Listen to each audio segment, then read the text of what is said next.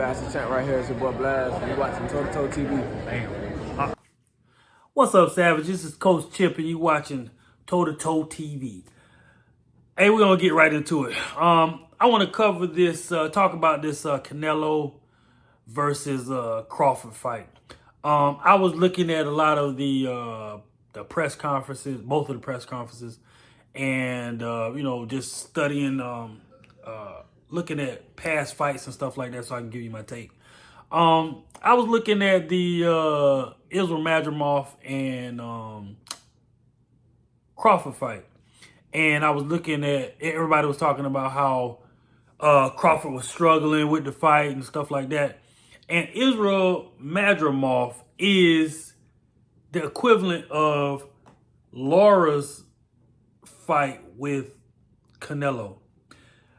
The only difference is a lot of people think that Canelo lost that fight. Some people think that Israel beat Crawford too, but his was more so of the struggle because he was coming off of 11 knockouts. I don't think he had one fight went the distance since 2016 or something crazy like that.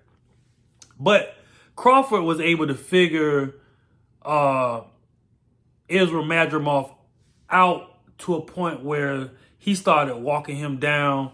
He started catching him in the pocket, mid-range, touching him with the jab, stuff like that. Canelo could not do that so much with Lara. Lara was successful with like the whole round, basically. Each and every round with moving around, frustrating Canelo, catching him with counters, stuff like that. So that, by aesthetics, that fight was more of a actual win on paper and a moral victory for Lara, because so many people that thought Canelo lost that fight. He didn't rematch him or anything like that. But anyways, the difference is, this fight, and I'm bringing that up because this fight is going to be about adjustments. It's going to be about adjustments on the fly that Crawford was able to make against Israel better than Canelo was able to make against Lara. That's my take on the fight. That's my overall assessment of what can be going on. Because, and another thing, Israel Madrimov trains with Bivol to get him ready for the Canelo fight. So Bivol, with that same herky-jerky style, feints and stuff like that, he was able to beat Canelo soundly, convincingly. And Israel Madrimov could not do that with Bud because of adjustments. He had some serious success now. He hit Bud with a lot of right hands because Bud was in the southpaw stance. I thought he would have changed to orthodox to take away that right hand with Israel, but he didn't. He was more comfortable in the southpaw stance for some reason, and he was able to win the fight. And that's what this fight is going to be about. This fight is going to be about adjustments, whereas though Canelo is going to need his hands, head, and feet to beat Bud convincingly, unless he just catches him with a crazy shot that he caught, like we caught with Billy Joe Saunders or something like that. But a systematic beatdown that everybody thinks that's going to happen, like how he did with Caleb Plant, I don't think that's going to be the case, because, like I said, adjustments. And he's going to be able to show Canelo a lot of different angles if he switches from southpaw to orthodox. And Canelo is a flat-footed fighter. He is from the waist up. He's dangerous from the waist up. He does have an IQ. He does have great defense. There's no need to talk about his offense because we already know that it's there. And if he hits Bud clean, we're going to see what Bud can take. But Canelo hasn't had a decisive knockout in a while.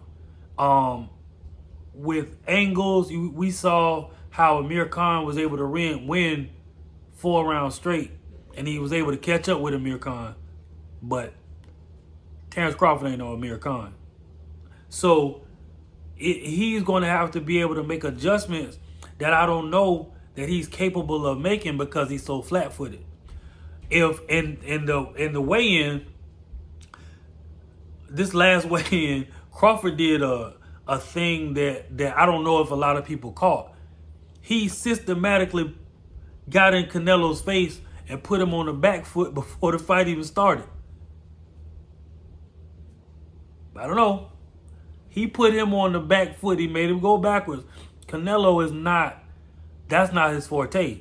He is not. He can fight off the ropes because, like I said, he's real skilled from the waist up. But he's not a back foot fighter. Terrance Crawford can do it all. Back foot, forward, side to side, counters, jabs, body shots. And if he is on that jab and he's able to make Canelo be on his back foot and touch his body, Canelo is in for a long night. He's going to be in for a long night. So, because he can't, in my opinion, he cannot win like that. He's not that type of fighter. It's like a sophisticated tank. He's coming forward, not tank the fighter, but like a military tank. He's a sophisticated fighter. It's sort of like how Evander Holyfield made Tyson fight on his back foot. Well, we saw the result. Tyson coming forward is a monster, but he cannot fight on the back foot. So, and Canelo is used to bullying people and being on his front foot and getting his offense off. Now, the bad thing about it, Crawford starts off slow. He starts off really slow, and Canelo is very aggressive. So if Canelo can jump in that frame and start fast and get off on Crawford, because you're not gonna win really like boxing Canelo. He's gonna have to hurt him. So he's gonna have to be on his A game for however the fight lasts. I think if it goes 12 rounds, I think Crawford will win. He is more of a sophisticated weapon than Canelo in that regard. But if Canelo can get to him early and can tee off on his body early and get off on his offense, Crawford's going to have a long night. We want to see what Crawford is made of. So, and there's going to be an interesting fight. I think that in the adjustment apartment, Crawford is more gifted. He's more skilled in that area. I think that Canelo has way more power than Crawford, even though he hasn't knocked out anybody in a while. If he touches Crawford, we're going to see what Crawford is made of if Canelo starts getting in his offensive groove. So, I can't wait to see the fight. That's what my take is. This is Coach Chip. I'm signing out. It's official. We're working. We're working now. We're working. Black. Toe-to-toe savage in the front. Yeah, serious. We're working now. We're working. Different apparel coming. Man, we got the big stepper ones. We got the girl power ones. The yoga pants y'all like to rock. Toe-to-toe savage apparel. TOE #2.